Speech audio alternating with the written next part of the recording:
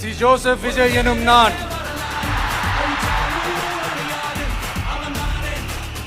தமிழ்நாட்டு அரசின் முதலமைச்சர் என்ற முறையில் எனது கவனத்திற்குள்ளாவதும் தெரிய வருவதுமான எந்த பொருளையும் முதலமைச்சரின் கடமைகளை உரியவாறு நிறைவேற்ற தேவையான அளவுக்கன்றி ஒருவரிடமோ பலரிடமோ